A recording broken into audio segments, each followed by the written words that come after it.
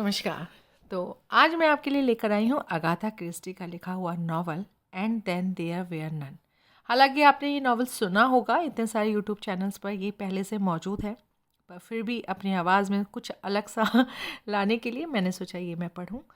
तो नॉवल शुरू करने से पहले मैं आपको बताना चाहती हूँ कि इस नॉवल का हिंदी में अनुवाद किया है नीलाभ अश्क ने, और अगाथा क्रिस्टी ने अपनी बायोग्राफी में इस नॉवल के बारे में स्पेशल लिखा है कि मैंने ये किताब लिखी क्योंकि इसे लिखना इतना मुश्किल था कि इस ख्याल ने मुझे बांध लिया था। 10 लोगों को मरना था, और ना तो किताब को मजाक बनना था और ना ही हत्यारे का पता लगना था। मैंने ये किताब खूब प्लानिंग बनाकर लिखी थी, और जो नतीजा निकला था उससे मैं बहुत खुश थी। ये साफ सीधी चकराने वाली किताब थी, और इसके बावजूद इसका एक लॉजिकल उत्तर भी था। वास्तव में इसे समझाने के लिए इसमें एक उपसंहार की भी व्यवस्था करनी पड़ी। इसे प्रशंसा मिली, अच्छी समीक्षाएं हुई, लेकिन असली खुशी मुझे हुई थी क्योंकि किसी भी आलोचक की तुलना में मुझे मालूम था कि इसे लिखना कितना कठिन रहा था। अब शुरू करते हैं novel and then there were none, इस उम्मीद के साथ कि मेरी द्वारा पढ़ी गई और कहानियों की तरह आप इस कहानी को भी मेरी आवाज़ में ज़रूर पसंद करेंगे। तो चैप्टर 1। पहले दर्जे के धूम्रपान वाले डब्बे के कोने में हाल ही में सेवा मुक्त हुए न्यायाधीश वॉलग्रेव सिगरेट्स फूंकते हुए द टाइम्स न्यूज़पेपर की राजनीतिक खबरों पर दिलचस्पी से नजरें दौड़ा रहे थे। उन्होंने अखबार नीचे रख दिया और खिड़की के बाहर देखा। वो अब समरसेट से होकर गुजर रहे थे। उन्होंने घड़ी पर निगाह डाली। 2 घंटे का सफ़र अभी बाकी था। उन्होंने अपने दिमाग में वो सब दोहराया जो सोल्जर आइलैंड के बारे में अखबारों में छपा था। पाल वाली नावों के बेहद शौकीन अमेरिकी करोड़पति द्वारा उसके खरीदे जाने की खबर तो छपी ही थी। डेवन के समुद्री तट पर इस छोटे से टापू पर उस सुख सुविधा संपन्न आधुनिक मकान का विवरण भी छपा था जो उस अमेरिकी ने वहां बनवाया था। बदकिस्मती से उस अमेरिकी करोड़पति की नई तीसरी बीवी की कोई गति समुद्री नावों और मल्लाहों में नहीं थी, और इसी वजह से ये मकान और टापू बिक्री के लिए चढ़ा दिया गया था। अखबारों में इसके बहुत से अलग अलग और जगमगाते हुए इश्तिहार छपे थे। फिर एक सपाट सी खबर आई कि उसे किन्हीं मिस्टर ओवन ने खरीद लिया था। उसके बाद चर्चा कुचर्चा का बाजार गर्म हो गया था। अफवाहें उड़ने लगी थी। दरअसल सोल्जर आइलैंड हॉलीवुड की तारिका मिस गैब्रियल टर्न ने खरीदा था। वो हर तरह के प्रचार से दूर कुछ महीने वहाँ शांति से गुजारना चाहती थी। बिजी बी के नाम से छपने वाले स्तंभ में बड़ी नज़ाकत नफासत से इशारा किया गया था कि वो किसी शाही रिहाइश के काम आने वाला था। दूसरे स्तंभकार मिस्टर बेनी वेदल के कानों में सुनगुन हुई थी कि वो हनीमून के लिए खरीदा गया था। युवा लॉर्ड आखिरकार कामदेव के तिल का निशाना बन ही गए थे। जोनास को ये सच्चाई मालूम थी कि उसे नौसेना ने कुछ बहुत ही गुपचुप किस्म के प्रयोग करने के लिए खरीदा था। इसमें कोई शक नहीं था कि सोल्जर आइलैंड खबरों में था। अपनी जेब से जस्टिस वॉलग्रेव ने चिट्ठी निकाली। लिखावट लगभग अपठनीय थी, लेकिन यहाँ वहाँ शब्द असाधारण स्पष्टता से नुमाया थे। प्रिय लॉरेंस, इतने साल बीत गए, तुम्हारी कोई खबर नहीं। सोल्जर आइलैंड ज़रूर आना चाहिए। बेहद खूबसूरत जगह। बात करने को इतना है। पुराने दिन, प्रकृति का संसार, धूम में पसरना। पैडिंगटन स्टेशन से 12:40 वाली गाड़ी, ओक ब्रिज पर मिलूंगी। और पत्र लेखिका ने बड़े अंदाज में पत्र का अंत अपने बांके हस्ताक्षरों से किया था। तुम्हारी कॉन्स्टेंस कल्मिंगटन। जस्टिस वॉलग्रेव ने दिमाग पर जोर डालकर ये याद करने की कोशिश की कि उन्होंने लेडी कॉन्स्टेंस कल्मिंगटन को आखिरी बार सही सही कब देखा था। 7 नहीं 8 साल हो गए होंगे। उस समय वो इटली जा रही थी, धूप का आनंद लेने और कुदरत और किसानों से एकमेक होने के लिए। बाद में उन्होंने सुना था कि वो आगे सीरिया चली गई थी, और भी कड़ी धूप में पसरने और प्रकृति और बद्दू कबीले के लोगों से एकमेक होने। कॉन्स्टेंस कल्मिंगटन, उन्होंने मन ही मन कहा, ठीक वैसी ही औरत थी जो एक टापू खरीदे और अपने को रहस्य से घेर ले। अपनी बात पर जोर देने के लिए सर को हल्के से हिलाते हुए जस्टिस वॉलग्रेव ने उसे ढीला छोड़ दिया, और जल्दी ही उनका सर नींद के झोंकों से हिलने लगा। वो सो गए थे। तीसरे दर्जे के एक डब्बे में 5 और मुसाफिरों के साथ वेरा क्लेथॉर्न ने अपने सर पीछे टिका लिया और आंखें बंद कर ली। आज ट्रेन से सफ़र करने में कितनी गर्मी लग रही थी। समुद्र तट पर पहुंचना कितना अच्छा होगा। ये नौकरी मिलना सचमुच बड़ी किस्मत की बात थी। जब कभी छुट्टियों में नौकरी की ज़रूरत होती तो लगभग हमेशा ही इसका मतलब होता ढेर सारे बच्चों की देखभाल करना। सेक्रेटरी की नौकरी तो कहीं ज़्यादा मुश्किल से मिलती थी। नौकरी दिलाने वाली एजेंसी को भी बहुत उम्मीद नहीं थी। और फिर वो चिट्ठी आई थी। मुझे तुम्हारा नाम कुशल महिला एजेंसी से उनकी सिफारिश के साथ मिला है। मेरी समझ में वो तुम्हें व्यक्तिगत रूप से जानते हैं। मैं तुम्हें वो तनख्वाह देने के लिए तैयार हूँ जो तुमने चाही है, और उम्मीद करूँगी कि तुम 8 अगस्त को आकर अपना काम संभाल लोगी। ट्रेन 12:40 पर पैगिंगटन से रवाना होती है और ओक ब्रिज स्टेशन पर कोई तुम्हें लेने आएगा। मैं खर्चे के लिए 1-1 पाउंड के 5 नोट भेज रही हूँ। तुम्हारी ऊना नैन्सी ओवन। पतल के ऊपर मुहर लगा पता था, Soldier Island, Stickle Haven, Devon. Soldier Island. अरे, हाल के दिनों में इसके सिवा अखबारों में जैसे कुछ और छप ही नहीं रहा था। हर तरह के संकेत, हर किस्म की दिलचस्प अफवाहें। हालांकि शायद उनमें से ज़्यादातर झूठी थी, लेकिन वो मकान यकीनन एक करोड़पति ने बनवाया था और बताया जाता था कि ऐशो आराम के लिहाज से उसका कोई मुकाबला नहीं था। हाल ही में स्कूली नौकरी का एक कठिन सत्र पूरा करके थकी वेरा क्लेथॉर्न ने सोचा, तीसरे दर्जे के स्कूल में खेलकूद की टीचर की नौकरी के बारे में क्या ही कहा जा सकता है। काश किसी अच्छे स्कूल में ही मुझे नौकरी मिल जाती। और फिर अपने दिल को घेरे सर्द एहसास के साथ उसने सोचा, लेकिन ये भी किस्मती है कि इतना भी है। आखिरकार लोग मौत की अदालती जांच पसंद नहीं करते, भले ही जांच अधिकारी ने मुझे सभी दोषों से बरी कर दिया था। उसे याद आया कि जांच अधिकारी ने उसकी हाजिर दिमागी और साहस की तारीफ भी की थी। अस्वाभाविक मौत की जांच के लिहाज से इससे अच्छा और कुछ नहीं हो सकता था। और श्रीमती हैमिल्टन तो उसके प्रति दया की प्रतिमा थी। सिर्फ ह्यूगो, लेकिन वो ह्यूगो के बारे में नहीं सोचेगी। अचानक डब्बे की गर्मी के बावजूद उसके शरीर में एक सिरहन सी दौड़ गई और उसके मन में इच्छा जगी कि काश वो समुद्र तट पर ना जा रही होती। उसके दिमाग में एक तस्वीर कौंधी, साफ साफ सिरिल का सिर चट्टान की तरफ तैरते समय ऊपर नीचे डुबकियां मारता हुआ, ऊपर नीचे, और वो खुद आसान अभ्यस्त तरीके से उसके पीछे तैरते हुए पानी को चील कर अपना रास्ता बनाती हुई, लेकिन पक्के तौर पर ये जानती हुई कि वो समय पर नहीं पहुंच पाएगी। समुद्र, उसकी गर्म नीली गहराइयाँ, सुबहों के रेत पर पसरे हुए बिताना। ह्यूगो जिसने कहा था कि वो उससे प्यार करता था। उसे ह्यूगो के बारे में नहीं सोचना है। उसने आंखें खोली और अपने सामने बैठे आदमी पर त्योरियां चढ़ाई। लंबा सा आदमी, भूरा चेहरा, हल्की आंखें जो एक दूसरे के कुछ नज़दीक थी, और एक घमंडी लगभग क्रूर चेहरा। उसे मन में सोचा, ये शर्तिया दुनिया के कुछ दिलचस्प हिस्सों की सैर कर चुका है और कुछ दिलचस्प चीज़ें देख चुका है।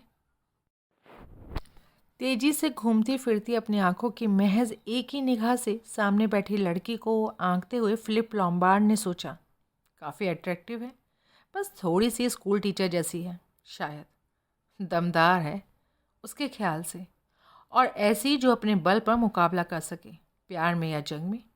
मौका मिले तो वो उसे आजमाना चाहेगा। उसने मुंह बनाया, नहीं, ये सब छोड़ो, ये काम धंधे का मामला था। उसे अपना दिमाग काम पर लगाए रखना था। मामला दरअसल था क्या, उसने सोचा। उस छोटे से कद के यहूदी ने बड़े रहस्यमय ढंग से बात की थी। हाँ या ना, कैप्टन लॉम्बार्ड, फिलिप ने सोचते हुए कहा था। 100 गिनी, उसने बड़े इत्मीनान से ये कहा था कि मानो उसके लिए 100 गिनी की कोई अहमियत नहीं थी। 100 गिनी, जबकि असलियत ये थी कि उसके पास ढंग से खाने के पैसे लगभग ख़त्म हो चुके थे। हालांकि उसके ख्याल में उस छोटे से यहूदी को कोई गलतफहमी नहीं हुई थी। यहूदियों के सिलसिले में कमबख्त यही बात थी, उन्हें पैसों के बारे में धोखा नहीं दिया जा सकता था, वो जानते थे। उसी लापरवाही से उसने कहा था, और आप मुझे इससे ज़्यादा और कुछ जानकारी नहीं दे सकते? मिस्टर आइजैक मॉरिस ने अपना सर बहुत फैसलाकुन अंदाज में हिलाया था। नहीं कैप्टन लॉम्बार्ड, मामला बस इतना ही है। मेरे मुवक्किल का ख्याल है कि आपकी शोहरत कठिन परिस्थिति में कारगर आदमी की है। मुझे आपको 100 गिनी का भुगतान करने का अधिकार दिया गया है, जिसके एवज में आप स्टिकल हेवन, डेवन जाएंगे। सबसे नज़दीक का स्टेशन ओक ब्रिज है। वहाँ आपसे कोई मिलेगा और कार से स्टिकल हेवन ले जाएगा, जहाँ से एक मोटर बोट आपको सोल्जर आइलैंड तक पहुँचा देगी। सोल्जर आइलैंड पहुँचकर आप मेरे मुवक्किल के आदेशों के अनुसार काम करेंगे। अचानक लॉम्बार्ड ने कहा, कितने समय के लिए? हद से हद तक हफ्ते भर के लिए, ये उससे ज़्यादा नहीं। अपनी छोटी सी मूछ पर उंगली फहराते हुए कैप्टन लॉम्बार्ड ने कहा, आप ये तो समझ रहे हैं ना कि मैं ऐसा कोई काम नहीं करूँगा जो गैर कानूनी हो। बोलते समय उसने दूसरे शख्स की तरफ तीखी निगाह डाली थी। मिस्टर मॉरिस के मोटे मोटे होठों पर बड़ी हल्की सी मुस्कान आई जब उन्होंने गंभीरता से जवाब दिया, अगर कुछ भी गैर कानूनी करने के लिए कहा जाता है तो निश्चय ही आपको छोड़कर चले आने की पूरी आज़ादी होगी। कैसा चिकना चुपड़ा बंदा था ये कमबख्त। वो मुस्कुराया था, मानो वो अच्छी तरह जानता था कि लॉम्बार्ड के पिछले तमाम कामकाज में कानून का सवाल हमेशा अनिवार्य शर्त नहीं रहा था। लॉम्बार्ड के अपने होठ फैल गए थे। कसम ऊपर वाले की, 1 या 2 बार वो खतरे के बहुत नज़दीक से होकर गुजरा था, लेकिन हर बार वो साफ निकल आया था। ऐसा कोई हद नहीं थी जिसे पार करने से वो सचमुच हिचकता था। नहीं, ऐसी कोई हद नहीं थी जिसे वो पार करने से कतराए। उसने सोचा कि सोल्जर आइलैंड पर उसे काफ़ी मज़ा आने वाला था। धूम्रपान निषेध वाले एक डब्बे में मिस एमिली ब्रेंट अपनी आदत के मुताबिक बहुत सीधी तनी बैठी थी। वो 65 साल की थी और ढोलक कर बैठना पसंद नहीं करती थी। उनके पिता पुराने खिवे के कर्नल थे और चाल ढाल के बारे में बहुत ध्यान देते थे। मौजूदा पीढ़ी तो बेशर्मी से ढीली ढाली थी, उठने बैठने चलने में और हर दूसरे तरीके में। ईमानदारी और अटल सिद्धांतों के वातावरण में घिरी मिस ब्रेंट तीसरे दर्जे के अपने भीड़ भरे डब्बे में बैठी उसकी असुविधा और गर्मी को बहादुरी से झेल रही थी। आजकल हर कोई ज़रा ज़रा सी बात पर आसमान सर पर उठा लेता है। दांत निकलवाने से पहले उन्हें इंजेक्शन चाहिए, नींद ना आए तो गोली, बैठने के लिए उन्हें आराम कुर्सियाँ और गद्दियाँ चाहिए। और लड़कियाँ अपने शरीर को कैसे भी ढीला छोड़ देती थी और गर्मी में सागर तटों पर अधनंगी लेटी रहती थी। मिस ब्रेंट के होठ कस गए। वो कुछ लोगों को तो ज़रूर सबक सिखाना चाहेंगी। उन्हें पिछले साल की गर्मियों की छुट्टियां याद हो आईं। इस साल बहरहाल मामला काफ़ी अलग होगा। Soldier island. मन ही मन उन्होंने उस चिट्ठी को दोहराया जिसे वो पहले ही इतनी बार पढ़ चुकी थी। प्रिय मिस ब्रेंट, मुझे पूरी उम्मीद है कि मैं आपको याद होंगी। हम कुछ साल पहले अगस्त के महीने में बेल हेवन गेस्ट हाउस में साथ थे और लगा था कि हम में बहुत कुछ है जो एक दूसरे से मिलता है। मैं डेवन के समुद्र तट पर एक टापू में अपना खुद का गेस्ट हाउस शुरू कर रही हूँ। मेरे ख्याल में सचमुच ऐसी जगह की ज़रूरत है जहाँ अच्छा सीधा साधा खाना मिल सके और एक अच्छी पुराने ख्यालों और चाल चलन वाली महिला भी। आधी रात तक ये नंगापन और ग्रामोफोन वगैरह नहीं। मुझे बड़ी खुशी होगी कि अगर आप सोल्जर आइलैंड पर अपनी गर्मियों की छुट्टियां बिताने के बारे में सोचें, बिल्कुल मुफ्त, मेरी मेहमान के रूप में। क्या अगस्त के शुरू में आपको ठीक लगेगा? शायद 8 अगस्त को। आपकी यूएनओ। क्या नाम था? हस्ताक्षर पढ़ने में तो ज़रा दिक्कत हो रही थी। बेचैनी से एमिली ब्रेंट ने सोचा, इतने सारे लोग अपने हस्ताक्षर ऐसे करते हैं कि पढ़े ही नहीं जाते। उन्होंने अपने दिमाग को पीछे बेल हेवन पर इकट्ठा लोगों पर दौड़ाया। वो वहाँ लगातार 2 गर्मियाँ जाती रही थी। वहीं वो भली सी अधेड़ महिला थी, मिस मिस क्या नाम था उसका? उसके पिता पादरी रहे थे। और वहीं एक श्रीमती ऑल्टन भी थी। ओमरेन नहीं, पक्का था कि वो ओलिवर थी। हाँ, ओलिवर। Soldier island. अखबारों में सोल्जर आइलैंड के बारे में खबरें छपती रही थी। किसी फिल्मी एक्ट्रेस के बारे में कुछ, या वो अमेरिकी करोड़पति के बारे में था। कुदरती तौर पर यह जगह बड़े सस्ते में जाती थी। टापू सबको माफिक नहीं आते थे। वो टापू पर रहने के विचार को बहुत रोमानी मानते थे, लेकिन जब वो वहाँ रहने आते तो उन्हें एहसास होता कि कितनी असुविधाएं थीं। तब वो इन टापुओं को बेचने में ही भलाई समझते और खुश होते। एमिली ब्रेंट ने मन ही मन में खुद से कहा, जो भी हो, मुझे तो मुफ्त में छुट्टियां बिताने का मौका मिलेगा। आमदनी के इतना घट जाने पर और इतने सारे डिविडेंड्स का पैसा आने पर ये तो सचमुच सोचने लायक बात ही थी। बस काश वो उन श्रीमती, या क्या वो मिस थी, हॉलीवुड के बारे में कुछ और याद कर पाती। जनरल मैकार्थर ने डब्बे की खिड़की के बाहर नज़र डाली। ट्रेन एग्जेटर में दाखिल होने वाली थी, जहां उन्हें गाड़ियां बदलनी थी। कमबख्त, ये धीमी शाखा वाली ट्रेन्स, ये जगह सोल्जर आइलैंड दरअसल सीधी रेखा पर चले तो कोई फासला था ही नहीं। उन्हें साफ साफ पता नहीं चल पाया था कि ये बंदा ओवेन था। कौन? प्रकट ही स्पूफ लेगार्ड का मित्र था और जॉनी डायर का भी। तुम्हारे एक या दो पुराने लंगोटिया यार भी आ रहे हैं। पुराने ज़माने की बातें करके बड़ा मज़ा आएगा। खैर, पुराने दिनों की चर्चा तो वो खुद भी पसंद करेंगे। हाल के दिनों में उन्हें जाने क्यों वहम सा हो रहा था कि बंदे उनसे कुछ कुछ कतराने लगे थे। सब इस कमबख्त अफवाह की वजह से है। भगवान की कसम, खासी मुश्किल थी। अब तो लगभग 30 साल गुजर गए थे। उनके ख्याल में ऑमेटेंस ने मुंह खोला था। नन्हा सा पिल्ला ना हो तो वो क्या जानता था उस बारे में।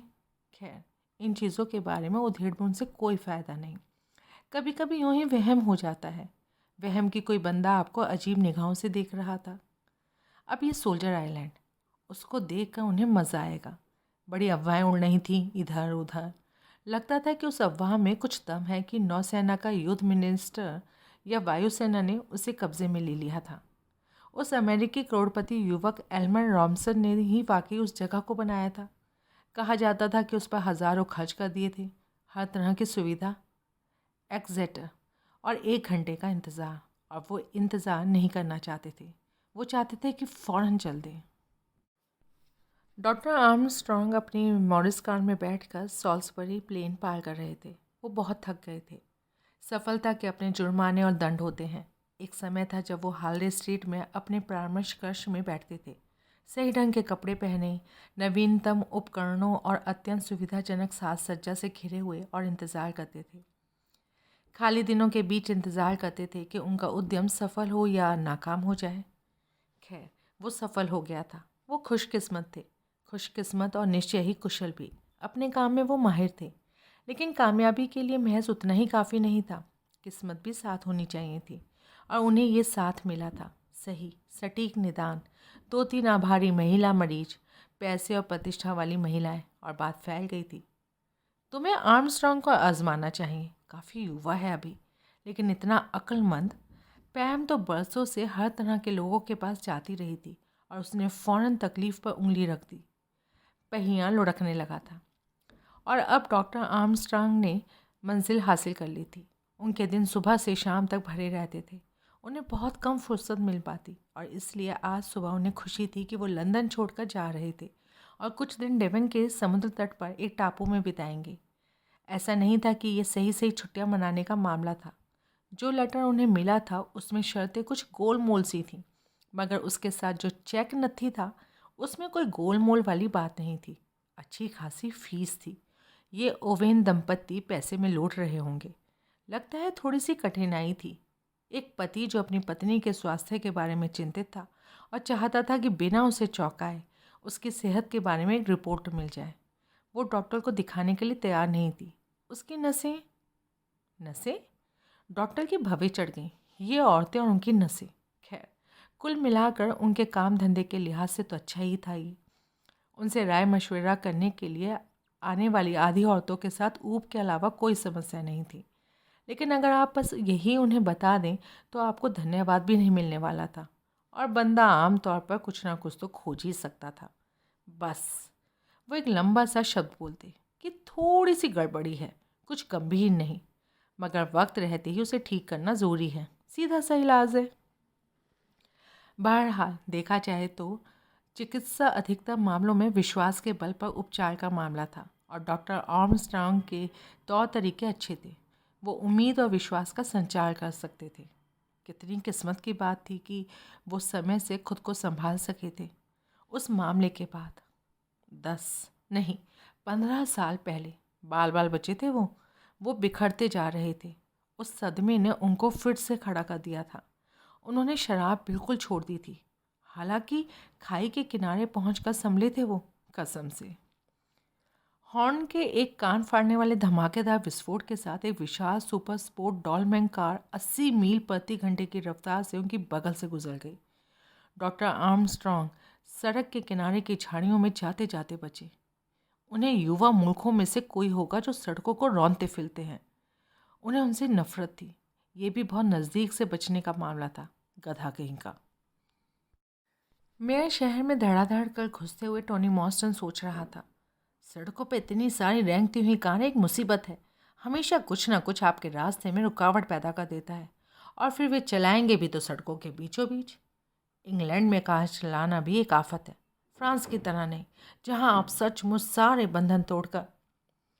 क्या वो यहाँ पर एक ड्रिंक के लिए रुके या बढ़ जाए? ढेरों समय था अभी, बस ले देकर 100 मील के करीब बचे थे जिन्हें पार करना था। वो एक जिन और जिंजर बियर लेगा। दिन बहुत गर्म था।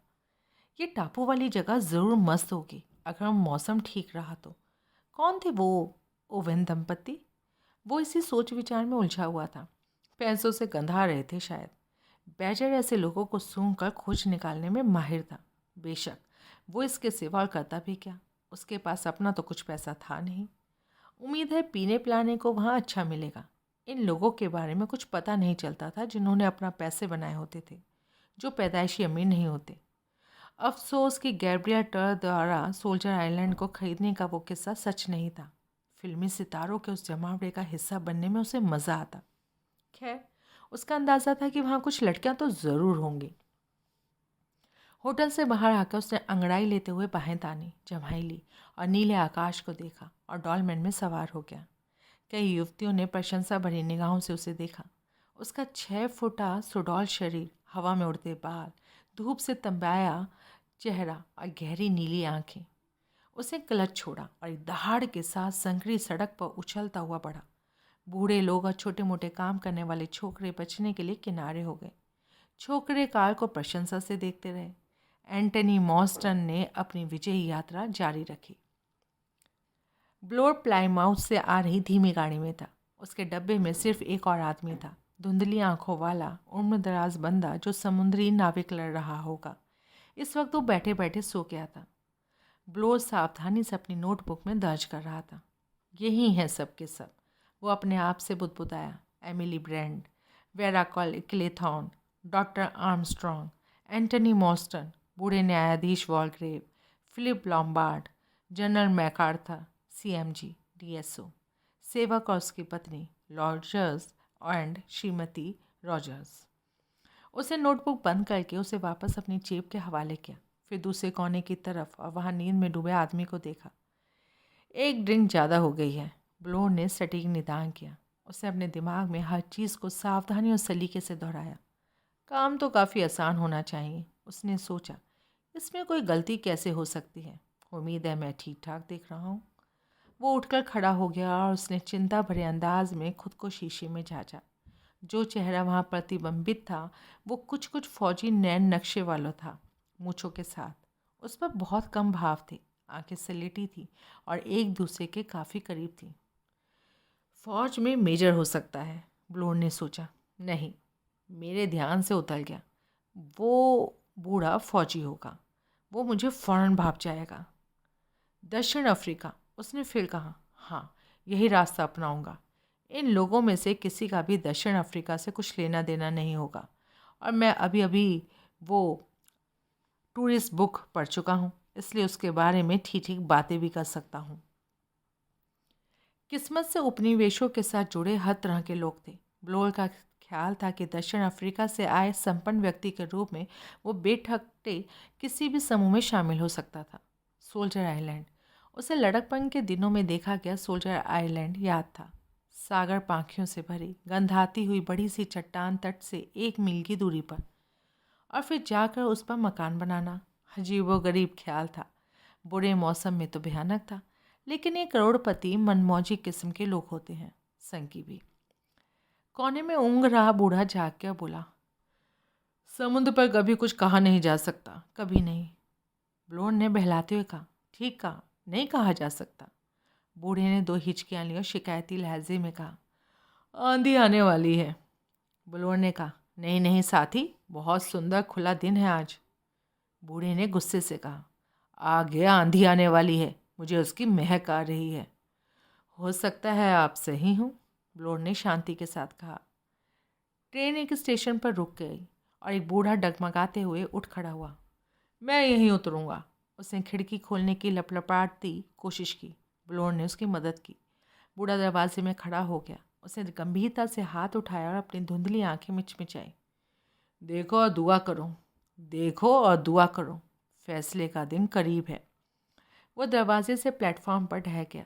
लेटे लेटे ही उसने नज़र ऊपर उठाकर ब्लोअर को देखा और बेहद गरिमा के साथ कहा, मैं तुमसे बात कर रहा हूँ जवान, फैसले का दिन बहुत नज़दीक है।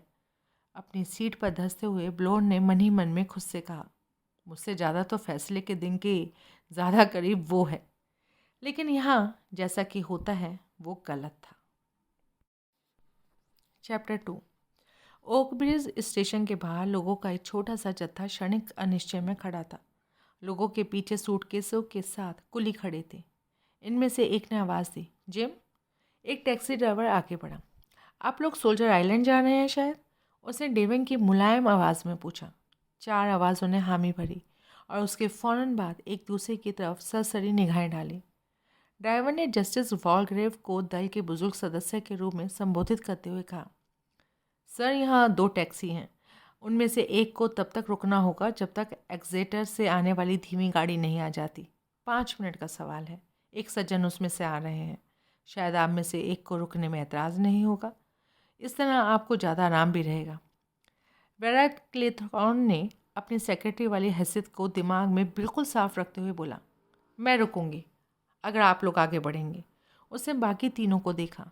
उसकी निगाह और आवाज़ में हुक्म का वो हल्का सा संकेत था जो अधिकार वाली जगह पर रहे होने से आता है। लगता था अपने तई वो लड़कियों को हिदायत दे रही थी कि वो टेनिस की कौन कौन सी बाजी खेलें। मिस ब्रेंट ने अपने लिए दिए लहजे में कहा, धन्यवाद। सर झुकाया और उनमें से एक टैक्सी में दाखिल हो गई जिसका दरवाज़ा ड्राइवर ने खोल रखा था। जस्टिस वॉलग्रेव उनके पीछे पीछे टैक्सी में आ बैठे। कैप्टन लॉम्बार्ड ने कहा, मैं इंतज़ार करूँगा मिस क्लेथॉर्न।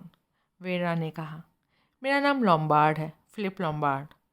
कुली उस टैक्सी में सामान लाद रहे थे। अंदर जस्टिस वॉलग्रेव ने आवश्यक कानूनी सतर्कता के साथ कहा, बड़ा खूबसूरत मौसम है आजकल।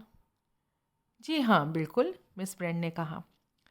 बड़े सम्मानित बूढ़े सज्जन हैं, मिस ब्रेंट ने खुद से कहा। समुद्र तट के गेस्ट हाउसेस में पाए जाने वाले आम आदमियों से काफ़ी अलग। परकठी श्रीमती या मिस ओलिवर के अच्छे खासे संपर्क थे। मिस्टर जस्टिस वॉलग्रेव ने पूछा, क्या आप दुनिया के इस हिस्से को अच्छी तरह जानती हैं? मैं कॉर्नवॉल और टॉर्की तक आई हूँ, लेकिन डेवन की ये मेरी पहली यात्रा है। मैं भी दुनिया के इस हिस्से से नावाकिफ़ हूँ। टैक्सी स्पीड चल दी। दूसरी टैक्सी के ड्राइवर ने कहा, अंदर बैठ कर इंतज़ार करना आप पसंद करेंगे? वेरा ने पक्का इरादा जाहिर करते हुए कहा, बिल्कुल नहीं। कैप्टन लॉम्बार्ड मुस्कुराया। उसने कहा, वो दीवार पर पड़ रही धूप ज़्यादा अच्छी लग रही है, या फिर आप स्टेशन के अंदर जाना पसंद करेंगी? नहीं नहीं, रेलगाड़ी के उस घुटे घुटे डब्बे से बाहर निकलना इतना अच्छा लग रहा है। हाँ, रेलगाड़ी से सफ़र करना इस मौसम में थोड़ा परेशान तो करता ही है। वेरा ने फर्ज सा निभाते हुए उन्हें जवाब दिया, यही मनाती हूँ कि बना रहे। मेरा मतलब है ये मौसम। हमारे इंग्लैंड की गर्मियों को कुछ पता तो चलता नहीं, ऐसे धोखा दे जाती हैं ये। क्या आप दुनिया के इस हिस्से को अच्छी तरह जानती हैं? थोड़े से पिटे पिटाए ढंग में लॉम्बार्ड ने पूछा। नहीं, मैं यहाँ पहले कभी नहीं आई। उसने जिम्मेदारी के साथ अपनी स्थिति को साफ करने के इरादे से फ़ौरन आगे कहा, मैंने तो अभी उनको भी नहीं देखा जिन्होंने मुझे काम पर रखा है। काम पर? हाँ, मैं श्रीमती ओवेन की सेक्रेटरी हूँ। अच्छा अच्छा। बेहद नामालूम ढंग से उसका रंग ढंग बदल गया। उसमें कुछ और इत्मीनान का भाव आ गया। लहजा भी थोड़ा सहज हो गया। उसने कहा, ये कुछ अजीब सा नहीं है? वेरा हंसी। हो नहीं, मैं ऐसा नहीं सोचती। उनकी अपनी सेक्रेटरी अचानक बीमार पड़ गई और उन्होंने एक एफजी के लिए एजेंसी को तार दिया और उन्होंने मुझे भेज दिया। तो ऐसे हुआ ये सब। और फ़र्ज़ करो जब तुम वहाँ पहुँचो और नौकरी तुम्हें पसंद ना आए तब? वेरा फिर हंसी। ओह, ये तो महज कच्ची है, छुट्टियों वाली नौकरी। मेरी पक्की नौकरी तो लड़कियों के एक स्कूल में है। सच्ची बात यह है कि मुझे तो सोल्जर आइलैंड को देखने की संभावना में ही सनसनी हो रही है। अखबारों में इसके बारे में इतना छपता रहा है कि ये सचमुच दिल को बहुत लुभाने वाला है। लॉम्बार्ड ने कहा, जानता नहीं, मैंने उसे देखा नहीं। सचमुच? ओवेन दंपति तो इस पर लट्टू हैं मेरे ख्याल से। कैसे लोग हैं वो, आप जरा बताएंगे? बड़ा अटपटा सवाल है ये। क्या कहना है मुझे, मैं उनसे मिला हूँ या नहीं? उसने जल्दी से जवाब दिया, अरे देखो, तुम्हारी बाँह पर एक बर्र रेंग रही है। नहीं नहीं, हिलो मत, बिल्कुल नहीं। लो, उड़ गए। ओह शुक्रिया। इन गर्मियों में बहुत सी बर्रें उड़ रही हैं यहाँ वहाँ। हाँ, मेरा ख्याल है गर्मी की वजह से। क्या तुम्हें पता है हम किसका इंतज़ार कर रहे हैं? मुझे मुझे तो रत्ती भर अंदाज़ा नहीं है। तभी स्टेशन की तरफ आ रही रेलगाड़ी की ऊंची देर तक गूंजने वाली चीख सुनाई दी। यही होगी वो रेलगाड़ी। कुछ देर बाद एक लंबा फौजी रंग ढंग वाला बूढ़ा आदमी प्लेटफॉर्म की तरफ से निकलने वाले द्वार पर नमूदार हुआ। उसके खिचड़ी बाल छोटे छोटे कटे थे। उसकी सफाई से छोटी मूछ सफ़ेद थी। उसने कुली उसके कुली ने ठोस चमड़े के सूटकेस के बोझ के नीचे हल्के से लड़खड़ाते हुए वेरा और लंबार्ड की तरफ इशारा किया। वेरा बड़ी चुस्ती और कुशलता से आगे बढ़ी। मैं श्रीमती ओवेन की सेक्रेटरी हूँ। यहाँ एक कार इंतज़ार कर रही है। ये मिस्टर लंबार्ड है। फीकी नीली आंखों ने, जो उम्र के बावजूद चतुराई भरी थी, लंबार्ड को आंका। पल भर के लिए उनमें एक फैसले की झलक कौंधी। उसे पढ़ने वाला कोई वहाँ होता तो पढ़ सकता था। खूबसूरत नौजवान है, बस कुछ थोड़ा सा ऐप कहीं झलकता है उससे। तीनों इंतज़ार कर रही टैक्सी में बैठ गए। छोटे से ओकब्रिज कस्बे की उनींदी सड़कों से होकर वो बढ़े और लगभग मील भर मुख्य प्लाईमाउथ रोड पर आ गए। उसके बाद वो देहाती इलाके की आड़ी तिरछी खड़ी चढ़ाई वाली हरी और संकरी गलियों की भूल भलैया में घुस गए। जनरल मैकार्थर ने कहा, डेवन के इस हिस्से को मैं बिल्कुल नहीं जानता। मेरी छोटी सी जगह पूर्वी डेवन में है, डॉर्सेट की सीमा के बिल्कुल नज़दीक। वेरा ने कहा, सचमुच ये जगह बहुत प्यारी है। पहाड़ियाँ, लाल मिट्टी और हर चीज़ इतनी हरी और देखने में इतनी घनी और भरी भरी। फ्लिट लॉम्बार्ड ने शिकायती अंदाज में कहा, थोड़ी बंद बंद है। मुझे खुला इलाका पसंद है, जहाँ तुम देख सकते हो क्या आ रहा है। जनरल मैकार्थर ने उससे कहा, तुमने दुनिया का काफ़ी कुछ देख रखा है मेरे ख्याल में। लॉम्बार्ड ने उपेक्षा से कंधे उचकाए। इधर उधर की ठोकरें खाई हैं मैंने सर। उसने मन ही मन खुद से कहा, अब ये मुझसे पूछेगा कि क्या मेरी उम्र इतनी थी कि मैंने युद्ध में हिस्सा लिया था। ये पुराने लोग हमेशा पूछते हैं। लेकिन जनरल मैकार्थर ने युद्ध का कोई जिक्र नहीं किया। वे एक ऊंची पहाड़ी पार करके आड़े तिरछे घुमावदार रास्ते पर उतरते हुए स्टिकल हेवन पहुंचे थे। छोटे छोटे बंगलों का झुंड और तट पर खींचकर बांधी गई एक दो मछली मारने वाली नावें। डूबते सूरज की रोशनी में उन्हें दक्षिण में समुद्र से बाहर को उभरे सोल्जर आइलैंड की पहली झलक मिली। चकित होकर वेरा बोली, किनारे से तो काफ़ी दूर है ये। उसके मन में उसकी अलग ही तस्वीर बनी हुई थी। तट के नज़दीक एक सुंदर सफ़ेद मकान को मुकुट की तरह धारण किए हुए, लेकिन कोई मकान नहीं दिख रहा था। महज उस चट्टान की गहरी छाया आकृति जो एक विशाल सिल की हल्की हल्की झलक देती थी। उसमें कुछ रहस्यमय, कुछ शैतानी सा था। वेरा ने हल्की सी झुरझुरी ली। 7 सितारे नाम की सराय के बाहर 3 लोग बैठे हुए थे। जस्टिस वॉलग्रेव की झुकी हुई बुजुर्गाना आकृति थी। मिस ब्रेंट का तना हुआ सीधा आकार और एक तीसरा बड़ा सा हट्टा कट्टा आदमी, जिसने आगे बढ़कर अपना परिचय दिया। हमने सोचा आप लोगों का इंतज़ार कर लिया जाए, उसने कहा। एक ही बार में सब चले जाएंगे। मैं अपना परिचय दे दूं। नाम है डेविस, नटाल, दक्षिण अफ्रीका। मेरी टॉल है। वो ठटकर हंसा। जस्टिस वॉलग्रेव ने ज़बरदस्त दुर्भावना से उसे देखा। ऐसा लगा कि उनकी इच्छा हो रही थी कि अदालत को खाली करने का हुक्म दे दें। मिस एमिली ब्रेंट को साफ तौर पर यह यकीन नहीं था कि वो उपनिवेशों से आए लोगों को पसंद करती थी या नहीं। नाव में बैठने से पहले कोई एक छोटी सी ड्रिंक लेना चाहेगा? मिस्टर डेविस ने आव भगत करने के अंदाज में पूछा। जब किसी ने इस प्रस्ताव को स्वीकार नहीं किया तो मिस्टर डेविस ने मुड़कर एक उंगली उठाई। तब देर नहीं करनी चाहिए। हमारे भले मेज़बान और उनकी पत्नी हमारा इंतज़ार कर रहे होंगे, वो बोला। हो सकता है उसने गौर किया हो कि दल के अन्य सदस्यों पर एक अजीब सा संकोच छा गया, मानो अतिथियों पर उनके मेज़बान और उनकी पत्नी के नाम का अजीब सा सुन कर देने वाला असर हुआ। डेविस की उठी हुई उंगली के जवाब में एक आदमी ने खुद को पास ही के एक दीवार से अलग किया, जिसकी उसने टेक लगा रखी थी, और उनके पास आया। उसकी लुढ़कती हुई चाल उसके मल्ला होने की चुगली खा रही थी। उसके चेहरे पर मौसम के उतार चढ़ाव की छाप थी। आंखें गहरे रंग की थीं और उनमें हल्का सा ऐसा भाव था कि मानो वो नज़रें चुरा रहा हो। उसने अपने मुलायम डेवन वाले लहजे से बात की। क्या आप टापू के लिए चलने के लिए तैयार हैं? नाव इंतज़ार कर रही है। 2 लोग कार से आ रहे हैं। मिस्टर ओवेन का आदेश था कि उनके लिए रोका ना जाए, क्योंकि वो किसी भी समय आ सकते हैं। सब लोग उठ खड़े हुए। उनका गाइड उन्हें पत्थर के छोटे से घाट पर ले गया। उसके साथ एक मोटर बोट बंधी हुई थी। एमिली ब्रेंट ने कहा, ये तो बहुत छोटी नाव है।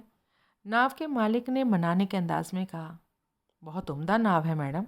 आप इसमें प्लाईमाउथ तक इतनी आसानी से जा सकती हैं जितनी आसानी से प्लग चपकती हैं। जस्टिस वॉलग्रेव ने तीखे स्वर में कहा, हम काफ़ी लोग हैं, ये इससे दुगने लोगों को ले जा सकती है सर। फिलिप लॉम्बार्ड ने अपनी सहज खिली हुई आवाज़ में कहा, सब ठीक है, मौसम बढ़िया है, लहरें शांत है। थोड़े संदेह के साथ मिस ब्रेंट ने इस बात की इजाज़त दी कि उनकी मदद करके उन्हें नाव में सवार कराया जाए। बाकी लोग भी उनके पीछे पीछे नाव में चले आए।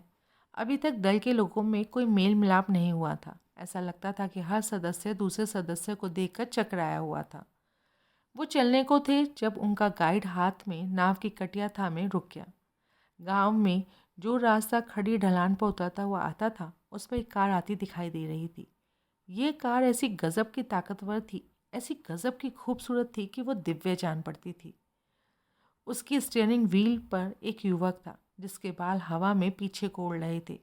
ढलते सूरज की लौ में वो पुरुष नहीं बल्कि कोई देवता नजर आता था, किसी उत्तरी महाकाव्य का देवता, सरीखा नायक। उसने हॉर्न पर हाथ रखा और खाड़ी की चट्टानों में दहाड़ती हुई आवाज़ गूंज गई। ये एक अद्भुत क्षण था। इसमें एंटनी मॉर्स्टन मनुष्य से अधिक जान पड़ता था। बाद में इस जगह उपस्थित लोगों में एक से अधिक लोग इस क्षण को याद करने वाले थे। फ्रेड नेराकॉट मोटरबोट के इंजन के पास बैठा मन ही मन विचार कर रहा था कि यह अजीब जमावड़ा था। उसने अपने मन में मिस्टर ओवेन के मेहमानों की जो तस्वीर बना रखी थी, उसमें ये लोग अटते नहीं थे। उसने तो उम्मीद की थी कि वो कुल मिलाकर ऊंची किस्म के और शानदार होंगे। बढ़िया कपड़े पहने औरतें और नाविकों वाली वेशभूषा में पुरुष, और सबके सब देखने से ही अमीर और महत्वपूर्ण नजर आते हुए। ये लोग मिस्टर एल्मर रॉबसन की पार्टियों में आने वाले लोगों जैसे भी कतई नहीं थे। करोड़पति अमेरिकी के मेहमानों को याद करते फ्रेड नेराकॉट के होठों पर एक बेहद हल्की सी मुस्कान आ गई। वो थी जिसे पार्टी कहते थे, और जो पीना पिलाना हुआ था उसमें, खुदा की कसम, ये मिस्टर ओवेन बहुत अलग किस्म के आदमी होंगे। अजीब बात थी। फ्रेड ने सोचा कि उसने अभी तक मिस्टर ओवेन के दर्शन नहीं किए थे, न उनकी पत्नी के। अभी तक वो यहाँ नहीं आए थे। हर चीज़ का आदेश और भुगतान उस मिस्टर मॉरिस ने किया था। हिदायतें बिल्कुल साफ और भुगतान फौरन होता था। लेकिन इस पर भी ये सब अजीब तो था ही। अखबार कहते थे कि मिस्टर ओवेन के बारे में कुछ रहस्य था। नेराकॉट उससे सहमत था। शायद टापू को आखिरकार मिस गैब्रियल टर्न ने ही खरीदा था। लेकिन वो धारणा फौरन उसके दिमाग ने इन सवारियों का जायज़ा लेते ही खारिज कर दी। ये लोग नहीं। इनमें से एक भी ऐसा नहीं लगता था जिसका किसी फिल्मी सितारे से कुछ लेना देना हो। उसने ठंडे दिल से उन्हें परखा। एक बुढ़िया बदमिजाज किस्म की, वो उन्हें अच्छी तरह जानता था। पूरी तानाशाह थी। वो शर्त बच सकता था। बूढ़ा फौजी बुजुर्ग, चाल ढाल में असली फौजी लग रहा था। सुंदर जवान महिला, लेकिन मामूली, कोई तड़क भड़क नहीं। कहीं से भी हॉलीवुड का कोई निशान नहीं। वो हट्टा कट्टा खुश मिजाज आदमी, वो असली सज्जन नहीं था। अवकाश प्राप्त कारोबारी, यही है वो, फ्रेड नेराकॉट ने सोचा। दूसरा बंदा, वो पतला छरहरा तीखा सा आदमी, तेज आंखों वाला, अजीब सा था वो सचमुच। हो सकता था कि शायद उसका कोई ताल्लुक फिल्मों से हो। नहीं, नाम में सिर्फ एक संतोषजनक सवारी थी। वो आखिरी मेहमान जो अपनी कार में आया था, और कार भी कैसे, जैसे कभी स्टिकल हेवन में देखी नहीं गई थी। सैकड़ों हजारों में कीमत होगी उस कार की। वो सही किस्म का बंदा था। मुंह में चांदी का चम्मच लेकर पैदा हुआ था ज़रूर। अगर पूरा जद था उस जैसे लोगों का होता तो उसकी समझ में आता। सोचा जाए तो बड़ा अजीब मामला था। पूरा सिलसिला ही अजीब था, बहुत अजीब। नाव पानी को चीरती हुई चट्टान का चक्कर काट कर दूसरी तरफ जा पहुंची। अब मकान नजर आने लगा। टापू का दक्षिणी हिस्सा काफ़ी अलग था। वो धीरे धीरे सीढ़ियों की तरह समुद्र में उतरता था। मकान वही था, दक्षिण की ओर मुँह किए, नीचा और चकोर और देखने में आधुनिक गोल खिड़कियों वाला, जिनसे भरपूर रोशनी आती थी। उत्तेजित करने वाला मकान, ऐसा मकान जो उम्मीदों पर खरा उतरता था। फ्रेड नेराकॉर्ड ने इंजन बंद कर दिया और वो बहुत आहिस्ता से चट्टानों के बीच एक छोटे से कुदरती घाट में सरकते चले गए। फिलिप लॉम्बार्ड ने होशियारी से कहा, खराब मौसम में यहाँ उतरना बहुत मुश्किल होगा। फ्रेड नेराकॉर्ड ने खुशमिजाजी से कहा, जब दक्षिणी हवा हो तो सोल्जर आइलैंड पर नहीं उतर सकते, कभी कभी तो ये हफ्ता भर या उससे भी ज़्यादा कटा रहता है। वेरा क्लैथॉर्न सोच रही थी, खाने पीने की व्यवस्था भी बहुत कठिन होगी। टापू के साथ यही सबसे बड़ी खराबी है, सारी की सारी घरेलू समस्याएं इतना परेशान करती हैं। नाव चट्टानों से रगड़ खाकर रुक गई। फ्रेड नेराकॉर्ड कूद कर बाहर आया और उसने लॉम्बार्ड के साथ मिलकर दूसरों को उतरने में मदद की। नेराकॉर्ड ने नाव को चट्टान में ठोके गई छल्ले से कसकर बांधा। फिर वो चट्टानी कगार में काटी गई सीढ़ियों पर सबका रास्ता दिखाते हुए आगे बढ़ा। जनरल मैकार्थर ने कहा, वाह, उम्दा जगह है। लेकिन वो बेचैनी सी महसूस कर रही थी। बड़ी अजीब सी जगह थी। कमबख्त। सीढ़ियाँ चढ़कर ऊपर टेरेस पर आते ही सबकी तबीयत खिल उठी। मकान के खुले दरवाजे में एक सही किस्म का बटलर उनका इंतज़ार कर रहा था और उसकी गंभीरता में कुछ था जिससे उन्हें तसल्ली मिली। और फिर मकान तो खुद अपने में बेहद खूबसूरत था। टेरेस से समुद्र का नज़ारा शानदार था। बटलर हल्का सा झुकते हुए आगे बढ़ा। वो एक लंबा दुबला पतला आदमी था, खिचड़ी बालों वाला और बहुत रख रखाव वाला। उसने कहा, कृपया कल के इधर आ जाइए। लंबे चौड़े हॉल में पीने पिलाने का सामान तैयार था। बॉटल्स कतारों में सजी थी। एंटनी मॉर्स्टन की तबीयत कुछ खिल उठी। वो सोचता रहा था कि ये कैसा तामझाम था। इन लोगों में से कोई भी उसके संगी साथियों जैसा नहीं था। बैजर ने क्या सोचकर उसे इस चक्कर में डाला था। बहरहाल पीने का सामान ठीक था, बर्फ भी भरपूर थी। ये बटलर बंदा क्या कह रहा था? मिस्टर ओवेन बदकिस्मती से कहीं फंस गए हैं, कल से पहले नहीं आ पाएंगे। हिदायतें जो भी वो चाहें, हर चीज़ है। अगर वो अपने कमरों में जाना चाहें, रात का खाना 8 बजे होगा। ठीक। वेरा श्रीमती रॉजर्स के पीछे पीछे ऊपर गई थी। उस औरत ने एक गलियारे के आखिर में एक दरवाज़ा खोल दिया था और वो एक खूबसूरत से शयनकक्ष में खड़ी हुई थी जिसकी एक बड़ी खिड़की समुद्र की ओर खुलती थी और दूसरी पूरब की ओर। वेरा के मुंह से बेसाख्ता खुशी की एक आवाज़ निकली। श्रीमती रॉजर्स कह रही थी, उम्मीद है आपको जो चाहिए वो आपके पास है, मिस। वेरा ने चारों तरफ नज़र दौड़ाई। उसका सामान यहाँ ऊपर लाकर खोल दिया गया था।